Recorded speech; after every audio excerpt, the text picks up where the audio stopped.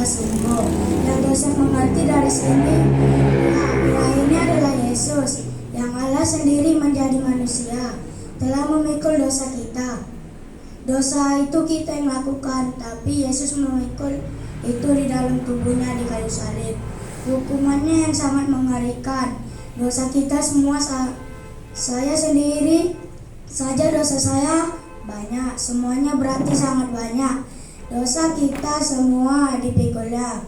Kenapa di sini dituliskan supaya kita yang mati terhadap dosa hidup untuk kebenaran. Jadi tujuannya Allah yang menjadi manusia itu jelas untuk apa dia mati, yaitu untuk melepaskan kita dari kuasa dosa dan supaya kita kembali hidup dan supaya kita untuk kebenaran. Saya percaya ketika berdosa susah untuk melepaskan dari dosa itu. Itu aja, terima kasih.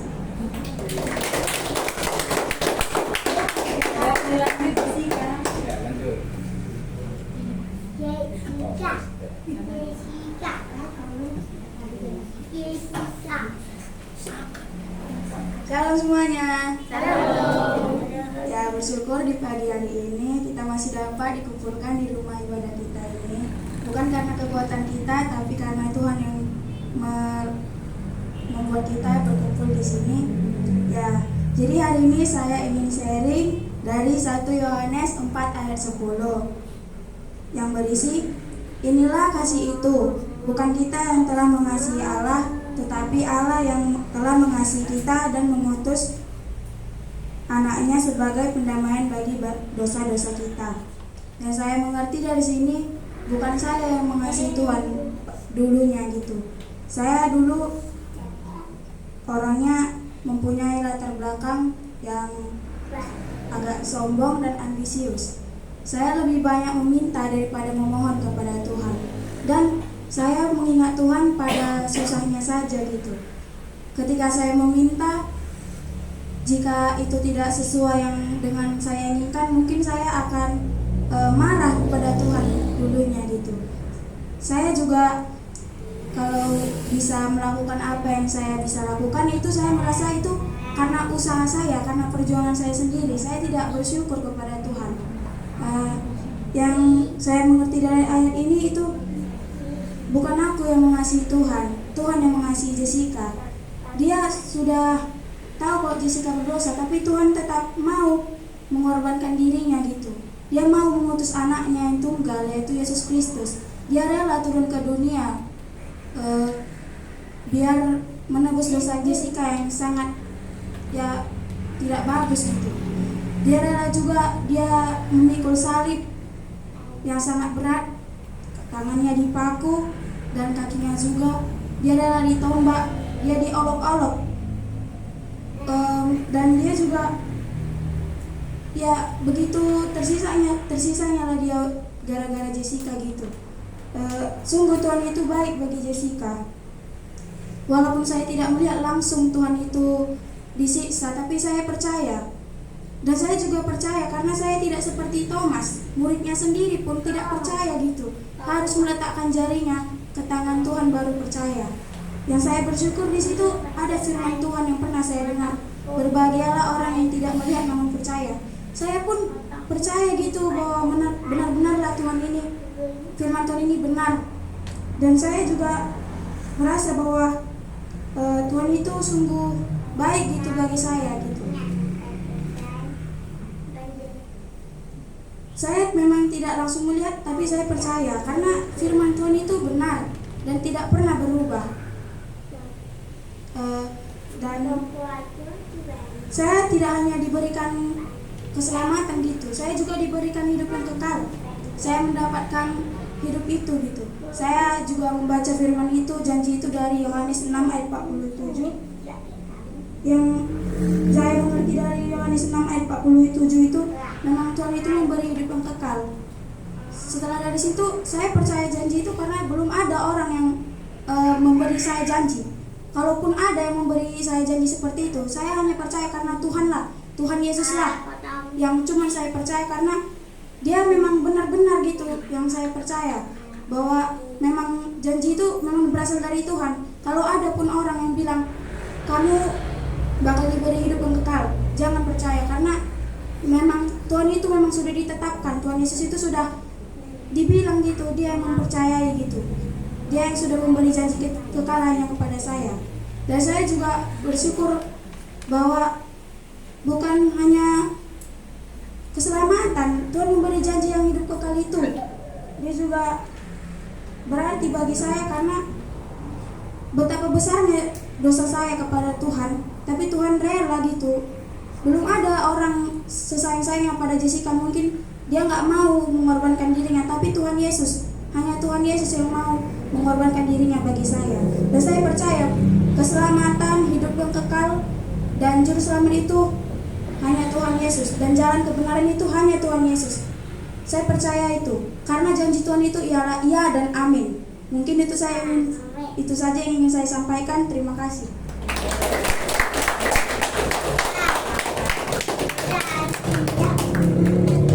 Terima kasih Jessica dan Joseph. Oh, mau nyanyi? Iya, jadi dibocorkan sedikit ya. Jadi dari hari Minggu kemarin ketika mereka dibilang nanti ambil bagian ya untuk ikut dalam kompetisi khotbah mini begitu ya. Jadi kalau yang saya lihat respon mereka ini, kalau si Jessica lebih kayak maling nanti. Jadi dari kesampainya di rumah udah sibuk. Mau buat apa ya? Saya bilang makan dulu aja lah, baru nanti boleh disiapkan. Jadi dia buat sampai banyak yang sudah disiapkan, dan itu selalu berubah. Saya lihat dia buat, dia buka, dia baca firman, dia buka lagi sumber yang lain, galau gitu istilahnya kalau zaman sekarang. Yang saya lihat kalau Joseph dia lebih santai. Alah, bisanya itu seperti itu yang saya tangkap ya, seperti itu. Tapi kalau si Jessica sampai tadi pagi dia masih bergumul. Saya bilang aja sama dia, Jessica, apa yang Tuhan taruhkan untuk kamu sampaikan, itulah yang kamu sampaikan. Ya begitu saja. Jadi jangan kamu stres, gitu saya bilang ya. Dan itu nanti kan berlatihlah nanti. Jadi saya bilang nanti kalian tampil ya. Kalau si Joseph awalnya tadi pagi gak mau ibadah. Yang saya mengerti mungkin satu faktornya itu ya. Mungkin karena dia belum siap gitu. Jadi awalnya dia menentang, gak mau ibadah mak. Masa orang gak mau ibadah dipaksa-paksa? Katanya gitu. Tapi saya biarkan ya, akhirnya puji Tuhan, akhirnya tergerak sendiri hatinya. Dia mandi, dia berpakaian, ya sampailah akhirnya dia boleh membagikan itu kepada kita. Dan semua itu saya percaya karena pertolongan Tuhan. Iya, ini pemuda dan remaja tadi disampaikan akan menyampaikan ujian. Kepada pemuda dan remaja dipersilahkan. Silakan pemuda remaja.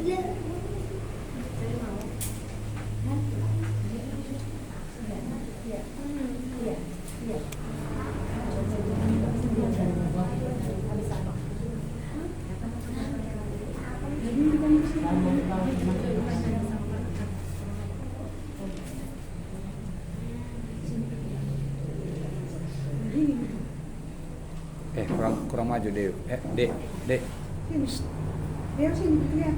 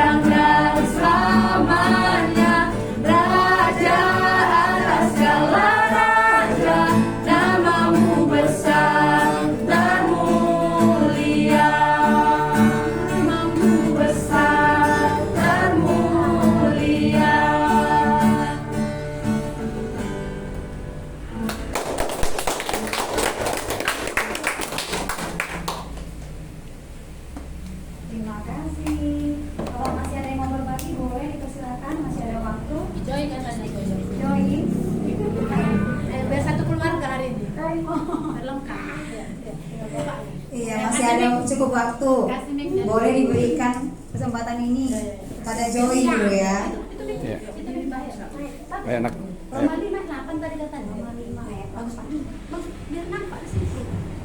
Roma 5 ya. 1 2 3. Roma 5 ayat 8. Akan tetapi Allah menunjukkan kasihnya kepada kita oleh karena Kristus mati kita masih berbuat dosa. Ulangi sekali lagi kata. Ulangi sekali lagi. Ayo, ulangi sekali lagi. Sekali lagi yuk. Roma. Roma 5 ayat 8. Akan tetapi Allah menunjukkan kasihnya kepada kita oleh karena Kristus mati kita masih berdosa. Oke. Kasih dan kasih itu yang dihafal. Terima kasih Joy. Tian enggak? Ya. Tian enggak? Ya. Iya. Yohanes 6 ayat 35. Itu ada izin. Enggak apa-apa. Ya senang anak 3 aku lah. Ayo bikin. Nah, Yohanes Yohanes 6 ayat 35. Kata Yesus, akulah roti hidup. Barang siapa yang kepadaku Ia tidak akan dapat lagi, dan barang siapa yang percaya kepadaku ia tidak akan haus lagi. Iya.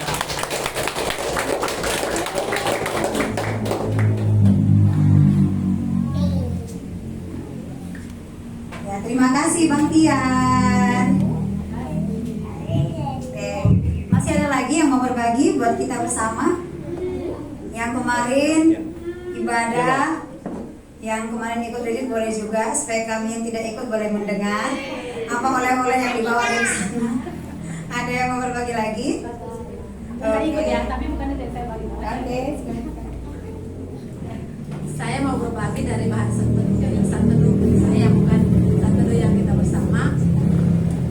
Tadi pagi saya Santeduh dari Lukas pasal 7 ayat 11 sampai 17 ya. Jadi saya nggak bacakan untuk kita, boleh kita buka. Ya, jadi ini peristiwanya ketika Yesus membangkitkan anak muda di Nain ya. Jadi hanya kitab Lukas yang menceritakan ini gitu. Jadi ketika saya membaca ini tadi pagi saya merenungkannya seperti ini ya. Dalam bagian ini kan anak muda ini anak seorang janda, anak tunggal, anak satu-satunya ya, dan janda pula, terus meninggal pula ya di masa mudanya, masih muda, berarti dalam pikiran saya ini mungkin belum berkeluarga begitu. Ya, jadi ketika Yesus datang ke kota Nain ini gitu, mayat anak muda ini diusung.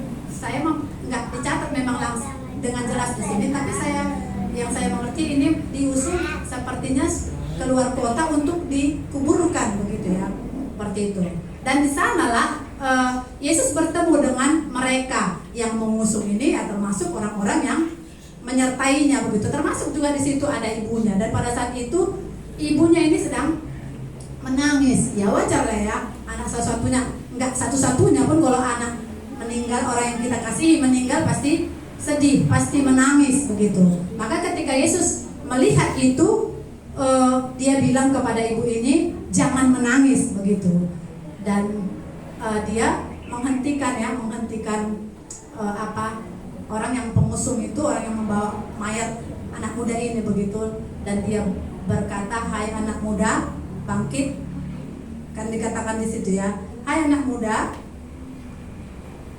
aku berkata kepadamu bangkitlah. Itu yang dikatakan oleh Yesus. Dan dia seketika itu bangun dan duduk seperti itu ya, dan berkata-kata seperti itu. Jadi saya memikirkan ketika Yesus melihat itu nggak ada, itu kan bukan datangnya dari seorang ibu itu. Ibu itu nggak datang meminta kepada Yesus, tapi jelas dikatakan di sini tergeraklah hatinya oleh belas kasihan. Ini murni karena belas kasihan Yesus, bukan karena percaya, bukan karena beriman dia kepada Tuhan Yesus, maka dia mengalami mujizat yang besar ini. Ya, jadi nggak tahu pun dia merasa dia jangan-jangan dia nggak pernah mendengar nama Yesus, apalagi mengenalnya. Ya, tapi Yesus melihat ya itu di situ ada kata melihat, dan setelah melihat tergerak hatinya oleh belas kasihan begitu. Maka Yesus membangkitkan anak muda itu begitu. Jadi biasanya ya kalau di bagian-bagian lain kan ketika orang sakit ya dia yang datang kepada Yesus, dia mendengar tentang Yesus, dan ketika ada kesempatan bertemu dengan Yesus dia datang kepada Yesus begitu, memohon supaya Yesus menyembuhkan dia, kan begitu ya. Itu berarti sudah ada iman yang timbul dari dalam hati orang itu, percaya bahwa Yesus sanggup menyembuhkan dia. Tapi dalam bagian ini hal itu tidak ditunjukkan ya, murni karena Yesus melihat dia dan tergerak hatinya oleh belas kasihan begitu ya. Jadi ketika saya merenungkan ini begitu, saya rasa begini ya, ketika kalau kita kan ya sudah tahu kita datang kepada Yesus ya, ketika sesuatu pergumulan terjadi dalam hidup kita, mungkin kita nggak kehilangan sama seperti yang dialami oleh anak muda ini. Ya mungkin pernah juga ada ya kita mengalami kehilangan orang-orang yang kita kasih, tapi mungkin pergumulan lain juga kita alami karena tidak ada satu manusia pun di bumi ini yang tidak punya pergumulan. Sudah tahu kita datang kemana ya, datang kepada Yesus yang sudah ada dalam hati kita, sudah ada dalam hati kita. Kita meminta supaya Yesus yang menolong kita dalam menghadapi pergumulan itu. Tapi janda ini nggak tahu, dia hanya tahunya menangis, dia seperti itu, menangis dan menangis, gitu, meratapi anaknya yang meninggalkan dia, orang yang sangat dikasihinya meninggalkan dia. Jadi Yesus datang dengan penuh belas kasihan kepadanya. Jadi kalau saya tadi merenungkan, iya ya, mungkin ada banyak orang di luar sana yang sama seperti janda ini. Ketika ada pergumulan, dia tidak tahu datang kemana. Dia tidak tahu berseru kepada siapa, karena dia tidak tahu gitu. Karena mungkin dia tidak tahu ya kepada siapa. Itu yang saya renungkan ya. Seperti itu. Mungkin banyak di luar sana. Persoalannya sekarang, apakah saya melihat apakah saya melihat orang-orang seperti itu ada di sekitar saya, di sekeliling saya, dan tergerakkah hati saya menaruh belas kasihan kepada mereka sama seperti Yesus punya hati yang berbelas kasihan. Ya. Saya yakin banyak di luar sana yang seperti yang dialami oleh ibu ini, janda ini, ya, yang tidak tahu datang kemana, yang tidak tahu berseru kepada siapa, sehingga dia larut di dalam kesedihan. Memang benar ya, orang yang kehilangan pasti sedih sangat, ya. Tapi tahu dia datang kemana. Pasti kalau kita datang kepada Tuhan, kalau kita yang sudah tahu ini, ya, udah mengerti, pasti adanya sedikit kelegaan ya. Walaupun pasti kita berbeda lah dengan orang yang tidak mengenal Tuhan. Saya yakin itu, ya, dibandingkan dengan yang sama sekali tidak tahu kemana dia datang, kemana dia berseru, kemana dia mengadu, ya. Tapi itu yang jadi saya renungkannya. Yesus melihat itu kepada, ya, pasti tujuan akhirnya nanti apa? Supaya orang ini, anak muda dan juga ibunya, bahkan orang yang melihat pada waktu itu, menyaksikan peristiwa itu, datang kepada Yesus. Dan memang dicatat yang memuliakan Yesus, mereka ketakutan dan memuliakan Yesus, dan akhirnya percaya dan menerima Yesus. Sebenarnya itunya tujuan Yesus, gak ada yang lain. Sekalipun tadi ibu ini janda ini tidak meminta, tapi saya yakin itunya tujuannya seperti itu, sampai mereka akhirnya mengenal siapa ini kan, dan percaya menerima dia. Jadi itu yang saya renungkan. Bagaimana dengan saya? Apakah hari ini saya melihat ya, memandang sekeliling saya, sekitar saya, pasti kalau kita melihat, pasti kita banyak menemukan orang-orang seperti yang janda ini, janda yang kehilangan anaknya ini. Apa pergumulan? Pasti mereka juga punya pergumulan seperti itu. Tapi persoalannya apakah kita tergerak? Nah, saya saya tergerak oleh belas kasihan untuk menyatakan ya tentang Yesus kepada mereka, supaya mereka juga pada akhirnya tahu kepada siapa mereka berseru ketika ada pergumulan yang diizinkan kepada mereka. Nah, kan itu ya. Jadi itu yang saya renungkan ketika belajar firman Tuhan. Saya meyakini bukan ini kali pertama Yesus bertemu dengan orang meninggal. Saya meyakini itu. Di dalam perjalanan pelayanannya pasti dia bertemu dengan orang yang ada yang meninggal ya seperti itu. Tapi ini yang dicatat. Saya melihat ada 3 mungkin ya, anak Yairus yang mati dan Lazarus yang sudah dikubur 4 hari. Ya itu yang dikerjakan Yesus ya, untuk membangkitkan orang mati. Saya meyakini bukan itu aja yang meninggal ketika Yesus sedang mengadakan pelayanan di bumi. Tapi kenapa ya ini aja yang dicatat, saya pikir seperti itu. Jadi ini yang bisa saya bagikan ya, marilah kita ya semakin melihat, semakin memandang ya sekeliling kita, sekitar kita, supaya ya dan ya Tuhan kasih juga hati yang penuh belas kasihan kepada kita, sehingga kita juga bisa membawa mereka supaya mereka mengerti kepada mereka siapa mereka datang ya. Pergumulan dosa itu yang paling berat sebenarnya ya, supaya untuk itu pun mereka boleh diselamatkan, dibebaskan gitu. Ya itu yang bisa saya bagikan dari firman Tuhan ini, kiranya iya ini juga boleh memberkati kita. Terima kasih. Terima kasih. Kepada yang bertugas untuk dosa pahat, langsung saja.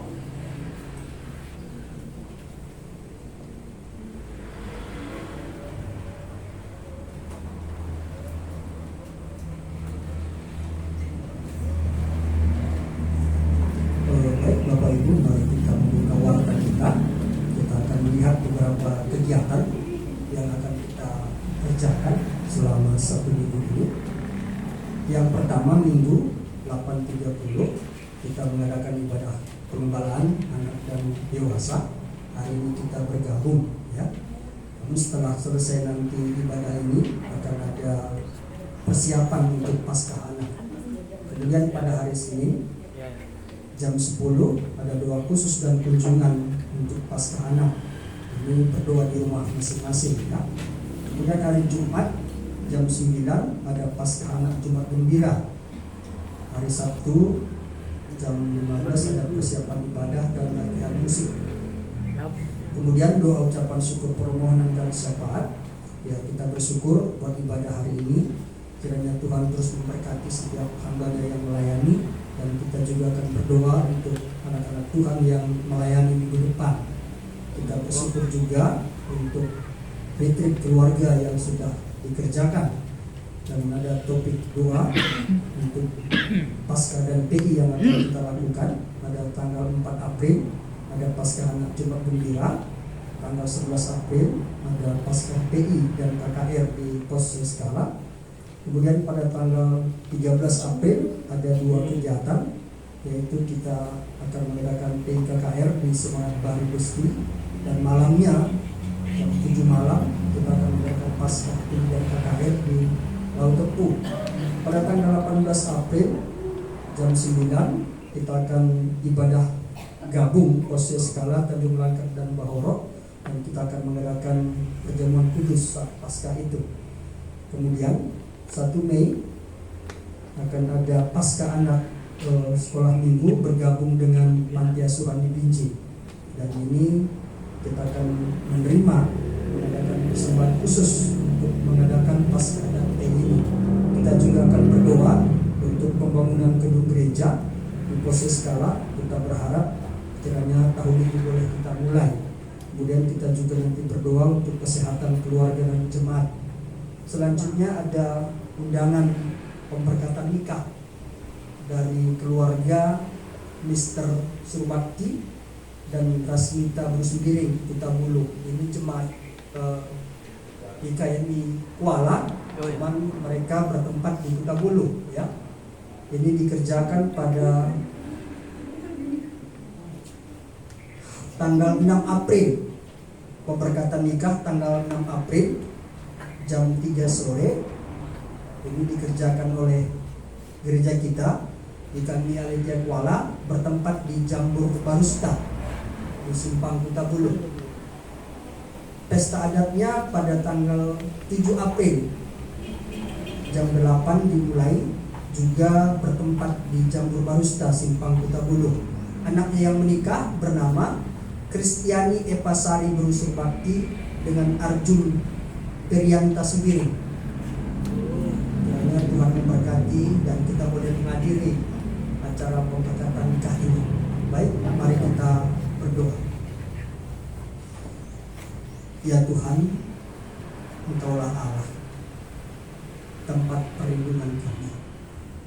Engkau kota benteng kami. Kami bersyukur kepadamu Tuhan, kalau pagi hari ini Tuhan masih mengizinkan kami untuk bersama-sama beribadah di tempat ini. Dan biarlah ibadah ini menjadi kemuliaan bagi nama Tuhan. Dan hidup kami semakin hari boleh semakin memberkati orang lain, dan kami berharap terus kepada Tuhan. Kami bersyukur buat anak-anak Tuhan yang hari ini boleh melayani. Tuhan terus yang meneguhkan mereka, Tuhan terus yang memimpin mereka, supaya setiap orang-orang yang melayani juga boleh menjadi berkat, boleh menjadi saksi dimanapun mereka berada. Bahkan kami berdoa Tuhan untuk anak-anak Tuhan yang juga akan melayani minggu depan. Kami berdoa Tuhan, Engkau juga yang menolong, memberkati dalam persiapan mereka, supaya apa yang Tuhan mau, itulah yang Engkau nyatakan melalui mereka bagi jemaat. Kami bersyukur kami boleh bergabung dengan anak-anak sekolah minggu di tempat ini. Hari ini kami bersama-sama menyembah memuji Tuhan. Biarlah pujian penyembahan kami sungguh berkenan bagi-Mu ya Tuhan. Dan kami bersyukur juga kalau retreat keluarga sudah boleh dikerjakan. Dan biarlah itu juga untuk kemuliaan bagi nama Tuhan.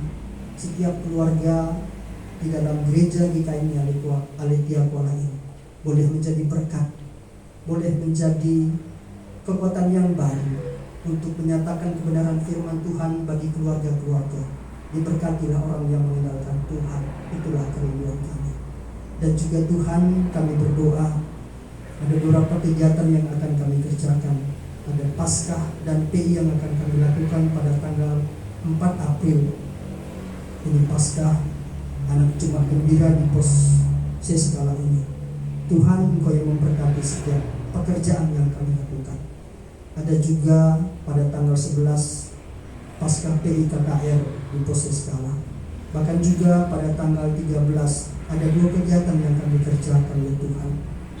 Ada PI KKR di Semangat Baru Besti, dan malamnya Tuhan kami akan mengadakan Paskah PI dan KKR di Lototo. Tuhan, beri kami kekuatan, beri kami tenaga yang baru, supaya kegiatan-kegiatan yang kami lakukan sungguh-sungguh membawa jiwa bagi Tuhan. Pakai kami Tuhan menjadi alat-Mu, karena kami percaya ketika Engkau masih memberikan kesempatan bagi kami di bumi ini hidup, itu untuk mengerjakan kemuliaan bagi nama Tuhan. Oleh karena itu, beri kami tenaga yang baru, kekuatan yang baru yang daripada Tuhan, supaya kegiatan yang kami kerjakan ini, kami punya kesehatian bersama-sama untuk menjadi berkat bagi Tuhan, untuk menjadi saluran berkat bagi orang-orang yang ada di sekitar kami, di tempat-tempat di mana kami merayakan ibadah Paskah PI dan KKR ini Tuhan. Bahkan juga kalau pada tanggal 18 kami juga akan bergabung antara Seskala, Tanjung Makat dan Lahoro mengadakan perjamuan kudus dalam hal itu. Tuhan juga yang memberkati. Bahkan juga Tuhan kalau pada tanggal 1 Mei kami akan bersama-sama juga dengan Paskah anak sekolah minggu bergabung dengan panti asuhan yang ada di Bijil itu. Tuhan, semua kegiatan ini kami membutuhkan dana yang daripada Tuhan. Oleh karena itu, kiranya Engkau yang mencurahkan berkat-berkat-Mu melalui anak-anak yang ada di tempat ini, supaya sungguh-sungguh ini menjadi kemuliaan bagi nama Tuhan. Kerinduan kami Tuhan, mereka yang masih tersesat, mereka yang belum mengenal Engkau, biarlah melalui kegiatan kami, mereka mengenal Engkau, mereka mendapatkan anugerah keselamatan yang daripada-Mu, sehingga mereka juga berpindah. Sama seperti kami dari yang ke maut itu, Engkau pindahkan kami ke dalam kerajaan anak-Mu yang kekasih. Inilah kerinduan kami Tuhan. Bahkan juga kami rindu kalau kami ingin membangun tempat ibadah di tempat ini. Tuhan, kami berharap tahun ini kami akan memulai. Engkau juga yang mencurahkan berkat-berkat-Mu, supaya tempat ini juga boleh dipergunakan lebih besar lagi, supaya melalui tempat ini juga orang-orang boleh Tuhan hadirkan, dan kami boleh bersama-sama memuji dan meninggikan nama-Mu di tempat ini. Bahkan juga tentu kami membutuhkan kesehatan. Tubuh kami lemah, Tuhan. Oleh karena itu Tuhan yang memberikan kesehatan bagi kami untuk melakukan semuanya. Bahkan dari segi keuangan juga Tuhan yang menolong kami, supaya semua kegiatan ini kami tahu perlu dana, Tuhan. Berkati setiap jemaat-Mu di dalam setiap pekerjaannya, supaya ini boleh bersama sehati, hati kami, pikiran kami, jiwa kami bersama-sama memuliakan-Mu, Tuhan. Dan satu lagi Tuhan, kalau nanti ada pemuda yang akan berangkat ke Pangasinan, Tuhan, Engkau juga memberkati mereka di dalam perjalanan, bahkan menginap di sana. Tuhan, kami serahkan di dalam tangan. Semua kegiatan kami ini kami serahkan ke dalam tangan Tuhan. Berkati setiap perjalanan, berkati setiap kegiatan yang kami kerjakan. Bahkan tentang alam bencana pun, apapun yang akan terjadi, biarlah kami tidak berpindah, biarlah kami tidak berpaling daripada kebenaran firman Tuhan. Ajari kami untuk taat akan kebenaran firman Tuhan, karena kami tahu ketika kami taat, kuasa-Mu ada di situ. Ketika kami taat, mujizat-Mu ada di situ. Terima kasih Tuhan, kami akan melanjutkan ibadah ini. Kami berdoa, Tuhan yang meneguhkan hamba-Mu sekali lagi yang akan menyampaikan firman Tuhan. Engkau yang memimpin dia, Engkau yang menolong dia, sehingga kami cuma boleh mendengar setiap perkataan yang Tuhan mau. Terpuji termulia Engkau ya Bapa. Dalam nama Yesus Allah kami yang hidup, kami berdoa dan mengucap syukur. Amin.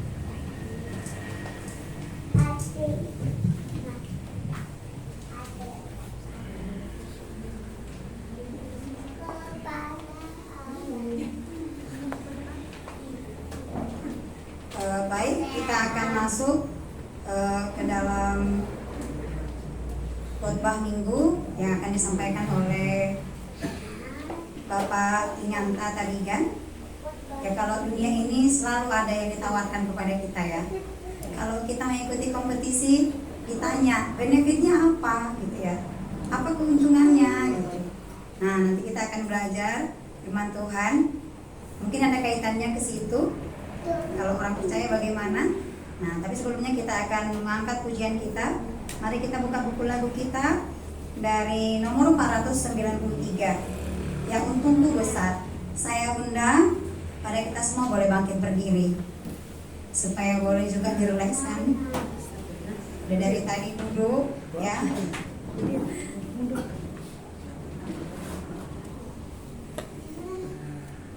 Tes.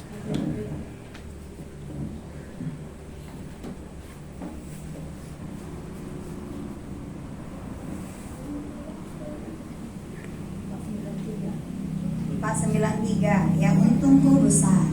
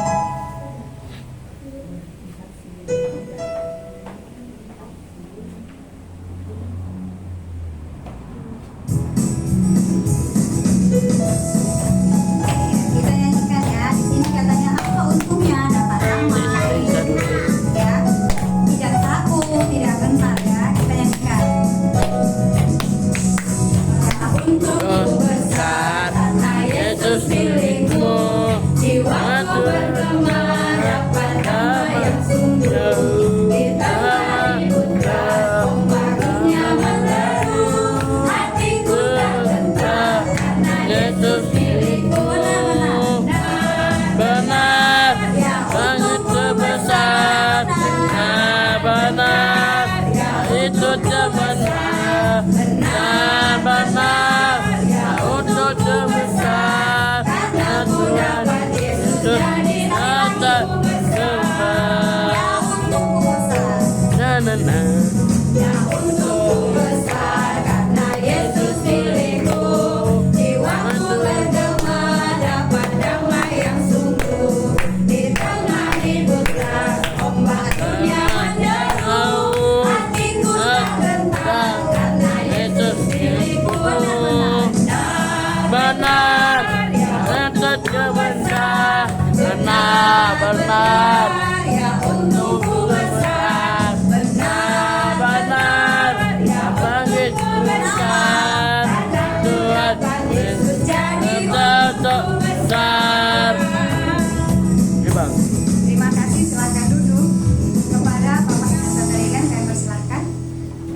Terima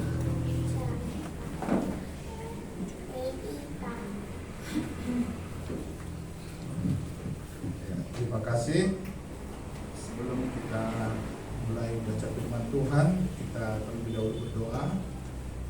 Kami bersyukur ya Tuhan, mempunyai Allah seperti Engkau. Kami mendapatkan untung besar dari Tuhan Yesus yang penuh kasih, yang memberi keselamatan kepada kami orang yang percaya. Di siang hari ini Tuhan, kami juga akan lagi mendengar firman Tuhan. Tuhan yang berfirman, Tuhan yang bekerja dari firman Tuhan, Tuhan yang membuka hati pikiran kami, supaya pengenalan kami akan firman Tuhan, pengenalan kami akan keinginan Tuhan dalam hidup kami bisa lebih kami mengerti lagi, dan kami bisa lebih mendengar firman Tuhan dan bisa membuat kami lebih berbahagia. Terima kasih Tuhan Yesus, amin. Firman Tuhan untuk minggu ini kita ambil dari kitab Roma 5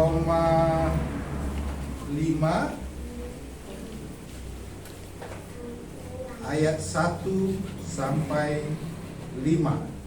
Ada 5 ayat. Kita baca bersama-sama aja ya, barengan sama-sama. Kitab Roma 5 ayat 1 sampai 5. Sudah mendapatkan semua? Kita baca dari judulnya ya. 1, 2, 3. Hasil pembenaran. Sebab itu kita yang dibenarkan karena iman, kita hidup dalam damai sejahtera dengan Allah oleh karena Tuhan kita Yesus Kristus. Oleh Dia kita juga beroleh jalan masuk oleh iman kepada kasih karunia ini. Di dalam kasih karunia ini kita berdiri dan kita bermegah dalam pengharapan akan menerima kemuliaan Allah. Dan bukan hanya itu saja, kita malah bermegah juga dalam kesengsaraan kita, karena kita tahu bahwa kesengsaraan itu menimbulkan ketekunan, dan ketekunan menimbulkan tahan uji, dan tahan uji menimbulkan pengharapan, dan pengharapan tidak mengecewakan, karena kasih Allah telah dicurahkan di dalam hati kita oleh Roh Kudus yang telah dikaruniakan kepada kita. Ya, terima kasih. Mungkin di sini ada anak kecil ya. Dan siapa yang pernah kecil? Semua ya. Mungkin waktu kita masih kecil kita pernah dimandikan ya. Karena apa? Karena kita belum bisa mandi. Sudah besar pun kadang-kadang ada sesuatu, contohnya atau barang diangkatkan. Karena apa? Kita tidak sanggup, jadi kita diangkatkan. Benar ya? Begitu juga seperti kita sekolah. Ada memang nggak naik kelas, tapi dinaikkan. Berarti kalau kata dinaikkan atau kata depan di akhiran an itu berarti ketidaksanggupan ya. Nah, begitu kita baca, coba saya baca di Roma 5 ayat 1 itu. Sebab itu kita yang dibenarkan karena iman, kita hidup dalam damai sejahtera dengan Allah oleh karena Tuhan kita Yesus Kristus. Sebab itu kita yang dibenarkan. Nah, kalau benar nggak mungkin dibenarkan lagi kan? Berarti ini perkataan kita disalahin. Sebab itu kita ya yang dibenarkan. Berarti sebelumnya kita salah. Kita tidak sanggup benar, maka dibenarkan. Mungkin kalau yang di sekolah remedial pun ya tetap salah ini. Itu makanya dibenarkan. Berarti ada pengkhususan kan? Nah, apa alasannya? Karena dibenarkan. Apa alasannya kita dikhususkan, dibenarkan? Sebab itu kita dibenarkan karena iman. Nah, karena apa? Iman. Nah, kalau di sini saya apakan perkataan iman itu? Keyakinan kita kepada Yesus Kristus yang dapat membawa manusia ke damai, mendapatkan damai sejahtera dan keselamatan. Keyakinan kita. Nah, karena iman. Sebab itu kita yang dibenarkan karena iman, dibenarkan karena iman. Keyakinan kita. Kita hidup dalam damai sejahtera dengan Allah. Kita hidup dalam damai sejahtera. Kalau damai gitu enak ya, ini sejahtera lagi. Damai sejahtera dengan Allah. Kita sering mungkin tidak bisa menerima diri kita. Ya, mungkin karena kekurangan kita. Adapun kelebihan kita, bisa juga kita tidak bisa menerimanya. Nah, ini kita hidup dalam damai sejahtera dengan Allah. Ini dengan Allah lagi yang lebih tinggi tingkatannya. Oleh karena Tuhan kita Yesus Kristus, kalau kita sudah diperdamaikan, sudah dibenarkan tadi seperti yang saya bilang sebelumnya, ini dengan Allah. Berarti kalau sudah kita damai yang lebih, levelnya lebih tinggi, berarti kita sudah bisa juga menerima damai di hati kita manusia, kita pribadi. Ya, mungkin ya kalau saya dulu ya, dari kekurangan saya pernah, kok kayak gini aku ya, kenapa nggak seperti si A? Istilahnya tidak menerima diri kita, khususnya kekurangan kita. Kalau kayak bahasa Karo tadi, bicara beginilah aku, bicara begini, ya, bicara. Kalau bahasa Indonesianya, kalau beginilah aku tadi, kalau aku tadi nggak gemuk, kalau aku tadi nggak pendek, nggak kecil, itu tidak bisa menerima dirinya, tidak bisa berdamai dengan dirinya. Ini karena iman tadi, apa katanya? Kita hidup dalam damai sejahtera dengan Allah. Dengan Allah. Karena apa? Karena kita sudah punya iman tadi. Iman apa? Karena Kristus tadi. Dengan kita telah mempunyai iman kepada Kristus tadi, kita bisa berdamai dengan Allah. Levelnya lebih tinggi. Kalau kita bandingkan dengan Allah, itu nggak ada apa-apanya. Contohnya seperti waktu Adam jatuh ke dalam dosa, kan? Dia telah berbuat dosa. Tidak layak kita sama Tuhan tadi. Kita bersembunyi, kita lari dari kesalahan kita. Supaya apa? Supaya tidak berjumpa dengan Allah tadi, Allah yang kudus tadi. Tapi karena kasih Tuhan tadi, udah tahu Tuhan itu kita salah, apa katanya? Ya kalau bahasa kalian ini nakku pakai baju. Kenapa? Malu. Kita bersalah karena malu. Menutup kemaluan kita, kita sering melakukan sesuatu yang lain untuk supaya kesalahan kita, kemaluan kita itu tidak jadi fokus.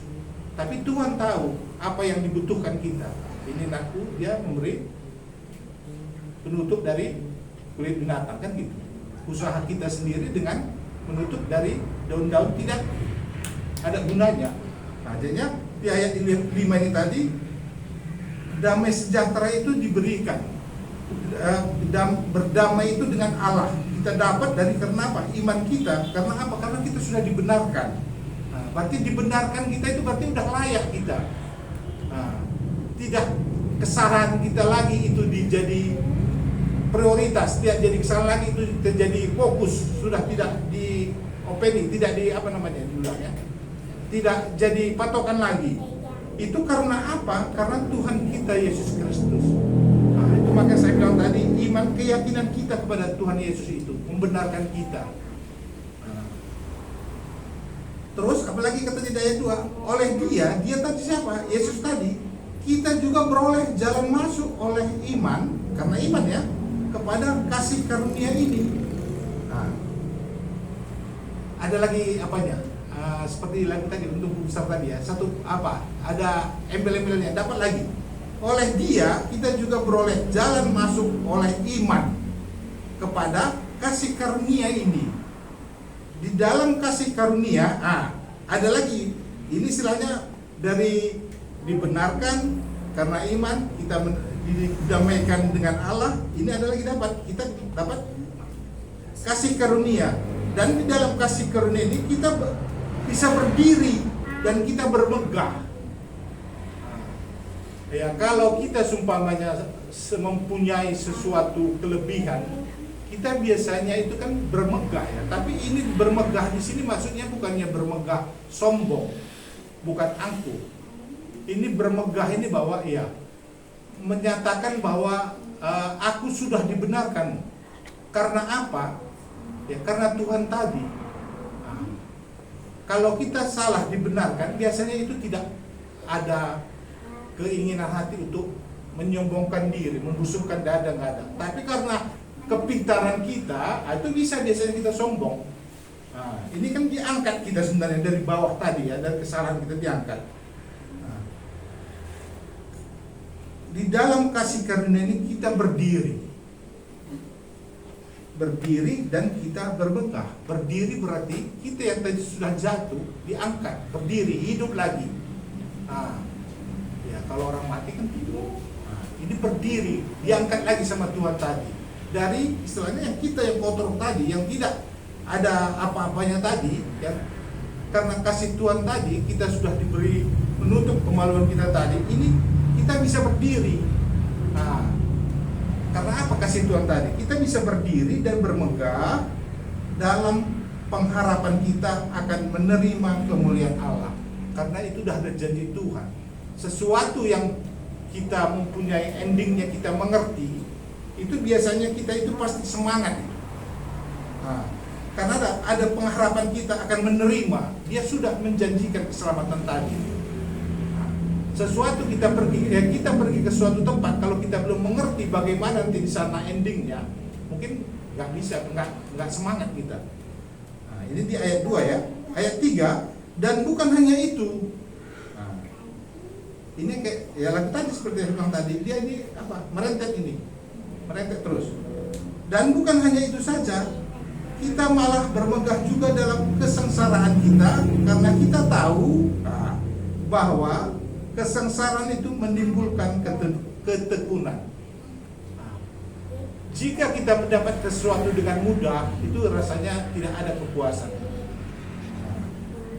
Dan bukan hanya itu saja, kita malah bermegah juga dalam kesengsaraan, dalam berseok-seok istilahnya ya mungkin ya, mencapai, menuju sesuatu tadi, kita bisa bermegah dalam keseok-seokan kita, karena kita tahu bahwa kesengsaraan itu menimbulkan ketekunan. Karena sudah tahu kita endingnya apa yang mau kita tuju, pasti kita tekun.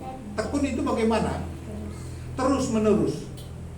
Nah, kalau ya mungkin gini, kita mungkin pernah orang main layang-layangan ya. Iya. Nah, kalau angin nggak ada bagaimana? Kan bisa naik. Tapi kalau anginnya banyak, bisa naik. Kesengsaraan itu membuat kita bisa naik, tapi kita tidak. Ini kalau seperti saya bayang dulu ya, itu dibilang ujian. Bukan kalau kesengsaraan dibilang rasanya lebih negatif ya. Kalau ada permasalahan sesuatu itu membuat kita naik, itu tadilah layang-layang tadi. Kalau ada angin itu kan tetap bisa dia lebih naik. Nah, itulah yang jadi. Karena apa? Karena kita sudah tahu siapa yang memegang kita tadi, di mana dibawanya. Mungkin ada suatu saat, mungkin kan, tapi apa? Diulurnya dulu supaya naik lagi dia kan, baru tariknya lagi kan. Nah, berarti sesuatu permasalahan, kesengsaraan itu tidak membuat kita bisa jadi jatuh lagi. Karena apa? Kita sudah tahu bahwa Tuhan Yesus tadi yang memegang kita, dan kita sudah ngerti bagaimana nanti endingnya, siapa supirnya. Tadi apa? Pilotnya sudah tahu siapa yang megang remote kita ini. Saya baca ayat 3 tadi, dan bukan hanya itu saja, kita bermegah juga dalam kesengsaraan, karena kita tahu bahwa kesengsaraan itu menimbulkan ketekunan. Nah, ya, ini saya rasa saya masukkan gini, pencobaan itu ya tidak melebihi ya. Nah, Tuhan tahu. Nah, jika kita mengenal seperti tadi waktu di saat teduh, Tuhan orang tua, bapak kita mengerti. Nggak mungkinlah bapak memberi sesuatu itu yang memang nggak cocok sama anaknya, atau memberi tugas yang nggak sanggup anaknya. Kalau anak itu berfokus ke bapaknya, seumpamanya pun dia nggak sanggup, pasti dia, karena dia mengenal bapaknya, kayak mana nih Pak, pasti dia minta jawaban, minta pertolongan kan. Dan yang 4, dan ketekunan menimbulkan tahan uji. Ya, tekun dibilang ya, berarti kan tahan ujinya. Kalau tekun itu kan menggenggam, bertekun. Dan tahan uji menimbulkan pengharapan. Ini bertahap, kelas-kelas tingkatan endingnya ini tadi. Mulai dari kita beriman tadi, mulai kita dibenarkan tadi. Ayat 5, dan pengharapan tidak mengecewakan, karena kita mengenal siapa Bapa kita tadi. Karena kasih Allah telah dicurahkan di dalam hati kita oleh Roh Kudus yang telah dikaruniakan kepada kita, yang telah dikaruniakan. Kalau kita orang tua, contohnya lah seperti kita remaja kita ya, mau pergi katanya ke Pamasari itu kan ada yang harus dibawanya kan, perlengkapannya kan. Orang tua ini pun kalau anaknya pergi pasti diberinya perlengkapan. Tuhan tadi berinya kita Roh Kudus, menemani kita, mengajari kita. Tapi kita kadang-kadang sering tidak mendengarkan suara Tuhan. Kita lebih condong mendengarkan suara hati kita, keinginan kita. Saya juga pribadi belajar dari sini ya. Setiap ada persoalan, dan saya bilang juga sama anak-anak, sama istri saya, kalau ada persoalan itu, coba jangan ngomong dulu, diam dulu, tenang dulu, jangan ngoceh dulu. Itu nanti bisa jatuh, bisa merembet. Tenang dulu, apa masalahnya? Karena ini pernah saya rasakan dulu waktu saya kuliah itu tadi, ada permasalahan seperti bensin itu kena api, seperti api disiram nyambung. Nah, kita harus bisa juga tenang dulu, tanya Tuhan. Tanya Tuhan, bagaimana ini? Kalau kita menanya Tuhan, nggak mungkin kita sesuka kita mau pengen kapan Tuhan jawab. Coba kita tanya pelan-pelan. Kita bertanya bukan menyuruh ya, kita lebih sering menyuruh. Kita bertanya. Kalau kita bertanya, berarti kan kita membutuhkan. Kita membutuhkan bagaimana kita bisa membuat orang itu bisa memberi jawaban. Kita mengajukan proposal tapi tidak meminta ya. Kita mengajukan kertas kosong. Kayak mana Tuhan? Bukan kita beri item-itemnya, coba yang Tuhan mau yang mana? Nah, enggak gitu. Dan pengharapan tidak mengecewakan karena kasih Allah telah dicurahkan di dalam hati kita oleh Roh Kudus yang telah dikaruniakan kepada kita. Seperti ayat yang satu tadi, saya kepingin coba siapa anak-anaknya, siapa yang bawa Alkitab, anak-anak remaja, itu saya bawa. Nah, coba Roma 3 ayat 10 sampai 12.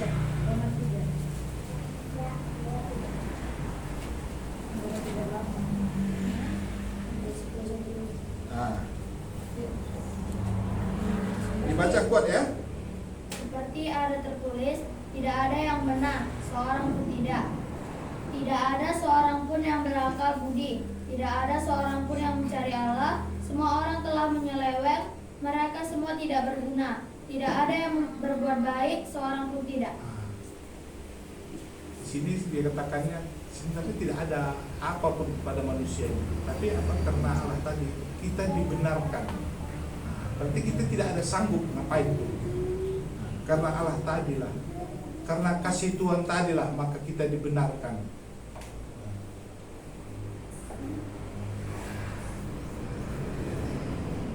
Beginilah mungkin yang bisa saya bagikan. Memang dalam kita mengikuti Tuhan Yesus ini memang banyak selalu yang mempengaruhi ya, khususnya yang orang terdekat. Tapi kalau memang orang terdekat itu memang Tuhan tadi yang kita bikin dalam kehidupan kita, berarti dia yang mempengaruhi kita, bukan suami kita, bukan istri kita, bukan anak kita, bukan tetangga kita. Sama seperti kalau kita dalam dunia, siapa temanmu yang sering berkelahi, pasti bagaimanapun orang terdekat.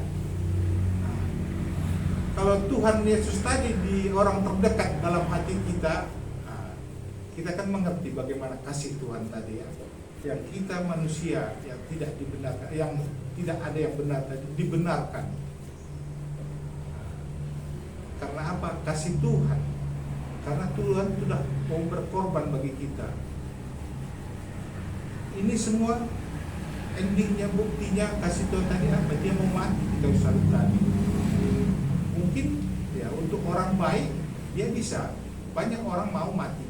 Tapi kalau orang benar, untuk yang benar tadi, saya rasa hanya seperti Jessica tadi bilang, hanya Tuhan Yesus.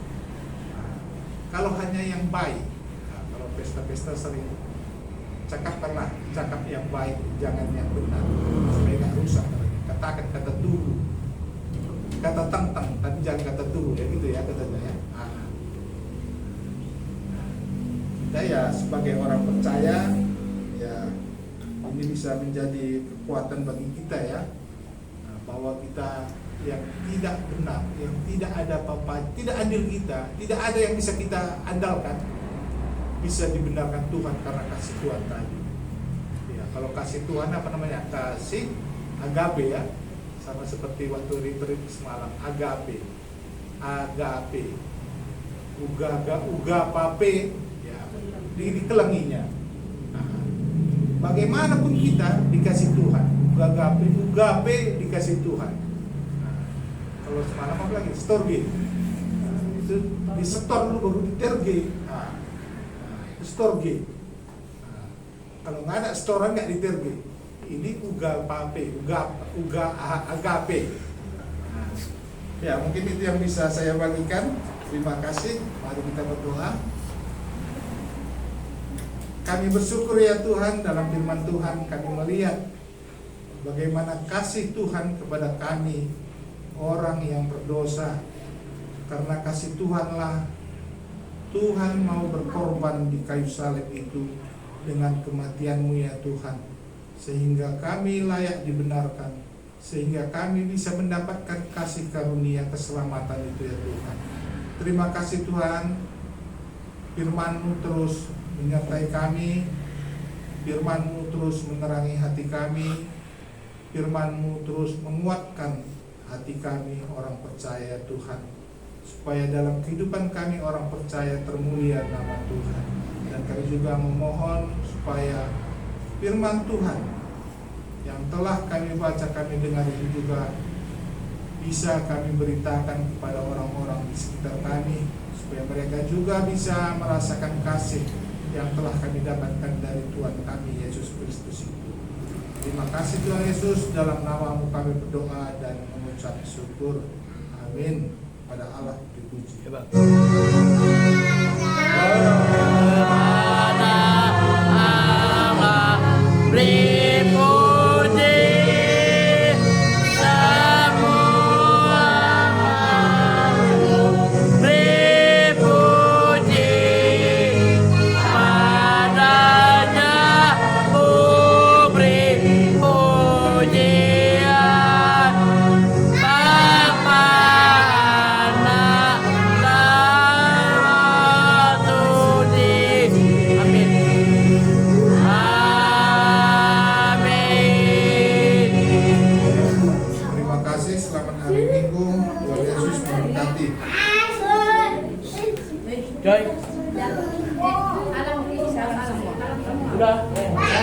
Balikkan badan, berdiri.